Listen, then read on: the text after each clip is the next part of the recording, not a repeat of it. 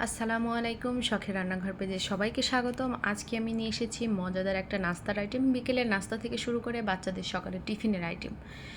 এখানে আমি 2টা ডিম নিয়েছি আর দিয়ে দিয়েছি 1 কাপ চিনি। এখানে ডিম আর চিনিটা আমি খুব ভালোভাবে মিক্সড করে নেব, যেন চিনির দানা দানা ভাবটা না থাকে।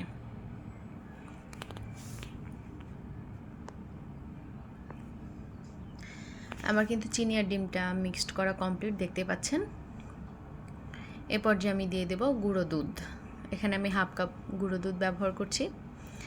আর প্রত্যেকটা কাজে আমার বাচ্চারা আমাকে খুব হেল্প করে। ওরা খুবই আগ্রহ সহকারে বসে থেকে দেখে যে আমি কী করছি, ওরা কখন সে খাবারটা ট্রাই করবে। আমাকে প্রত্যেকটা কাজে খুব হেল্প করে।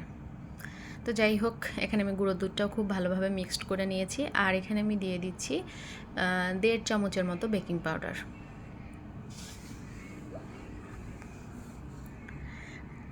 এবার আমি দিয়ে দেব ময়দা। এখানে আমি 2 কাপ ময়দা ব্যবহার করেছি। আমি যে পরিমাণ উপকরণ দিয়েছি এর জন্য 2 কাপ ময়দা কিন্তু একদম পারফেক্ট। এখানে এক্সট্রা পানি দেওয়ার প্রয়োজন নেই, কিন্তু আমি ভুলবশত একটু পানি দিয়ে ফেলেছি, এর জন্য আমার নরম হয়ে গেছে। পরবর্তীতে আমাকে অনেকটা পরিমাণে ময়দা ব্যবহার করে ডোটা ঠিকঠাক করা লাগছে। তো আপনারা আগেই প্রথমে পানি দিয়ে দেবেন না, অ্যাটলিস্ট আমার মতো ভুলটা করবে না, তাহলে কিন্তু পরবর্তীতে আবার খাটাখাটনি করতে হবে। দেখতে পাচ্ছেন আমার নরম হয়ে গেছে। এই পর্যায়ে কী করব, তখন আবার ময়দা ব্যবহার করা লাগছে। আর এখানে আমি দিয়ে দিচ্ছি ঘি। ঘিটা অপশনাল, আপনারা চাইলে ব্যবহার নাও করতে পারেন, এখানে তেলও দিতে পারেন, তবে ঘি দিলে ফ্লেভারটা অনেক ভালো আসে। আমার মাখানো কমপ্লিট। এই পর্যায়ে আমি 2টা অংশে ভাগ করে নেব। তবে ডোটা খুব বেশি কিন্তু আপনারা শক্ত করতে যাবেন না, হালকা একটু এরকম নরম টাইপই হবে। আমি কিন্তু অর্ধেকটা রেখে দিয়েছি আর অর্ধেকটা নিয়ে নিয়েছি। এখানে অর্ধেকের মধ্যে আমি দিয়ে দেব কোকো পাউডার। এখানে আমি 1/2 কাপ কোকো পাউডার ব্যবহার করেছি। দিয়ে ময়দার সঙ্গে খুব ভালোভাবে কোকো পাউডারটা মিক্সড করে নেব।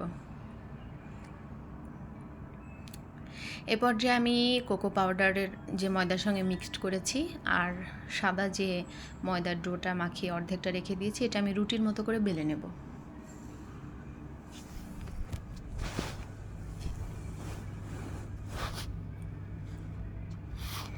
আমরা রুটি থেকে একটু মোটা সাইজ করে নেব, খুব বেশি পাতলা করা যাবে না।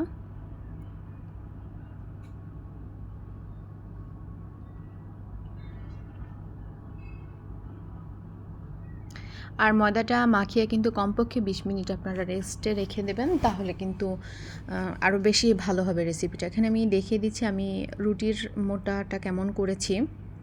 ঠিক এরকম সাইজের আমরা মোটা করে রুটি করে নেব।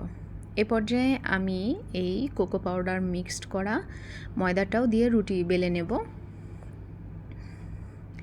এ পর্যায়ে আপনারা এইটার উপরে হালকা একটু পানিও মিক্সড করে নিতে পারেন, বা এখানে বাচ্চাদের তো বাচ্চারা পছন্দ করে একটু মিষ্টি বেশি, অনেক বাচ্চাই পছন্দ করে। এখানে আমি যে কনডেন্স মিল্কটা ব্যবহার করছি ভেতরে, তাহলে আরেকটা আমি যখন রুটি এর সঙ্গে লাগিয়ে দেব খুব ভালোভাবে 2টা অ্যাডজাস্ট হয়ে যাবে।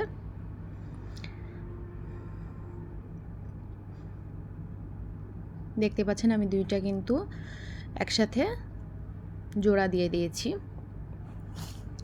এ পর্যায়ে আমি একটু রোল করে নেব। রোলটা অবশ্যই করার সময় হাত দিয়ে ভালোভাবে চেপে চেপে রোল করতে হবে। আর লাস্টের একটু ফাঁকা অংশে আমি আবারও কনডেন্স মিল্কটা একটু দিয়ে দিচ্ছি, যেন আঠা হয়ে লেগে যায়। এখানে আপনারা কিন্তু পানিও ব্যবহার করতে পারেন। দিয়ে আমি একটু হাত দিয়ে খুব ভালোভাবে চেপে নেব। আর এ পর্যায়ে আমি ছুরির সাহায্যে পিস পিস করে কেটে নেব। খুব বেশি পাতলাও করা যাবে না, খুব বেশি মোটা না। এখানে আমি মিডিয়াম সাইজের মতো করে নিয়েছি।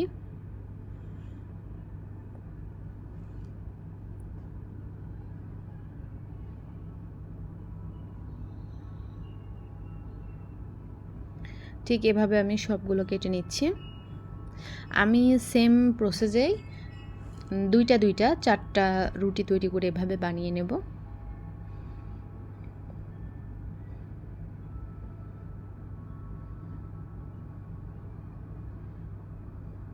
আমি সেমভাবে আরেকটা রুটি তৈরি করে নিচ্ছি। আর এটাতে একটু কোকো পাউডার লেগে গেছে। আমি কিন্তু 4টা রুটির কোকো পাউডার মিক্সড করা যে ইয়াটা আর সাদা রুটিটা, এটা মোট 4টা রুটি তৈরি করে নিয়েছি। আর এখানে আমি প্যানে তেল গরম বসিয়েছি, দিয়ে আমি একটা একটা করে দিয়ে দেব। আর অবশ্যই চুলার আঁচটা মিডিয়ামের থেকে একটু কম রাখবেন। যখন তেলটা গরম হয়ে যাবে তারপর আপনারা মিডিয়াম থেকেও চুলার আঁচটা কম রাখবেন, তা না হলে কিন্তু পুড়ে যাবে। আর এক পাশটা হয়ে যাওয়ার পরে আমি আরেক পাশ উল্টিয়ে দেবো। দেখতে পাচ্ছেন এরকম একটা কালার চলে আসবে। এরপর যে আমরা উঠিয়ে নেব, এটাকে বলতে পারেন এক প্রকার বিস্কিট বলে একদমই ভুল হবে না। এটা আপনারা কিন্তু অনেক দিন পর্যন্ত সংরক্ষণ করে রেখে দিতে পারবেন। আমার যখন 2 পাশে ভাজা কমপ্লিট, এ পর্যায়ে আমি উঠিয়ে নিচ্ছি।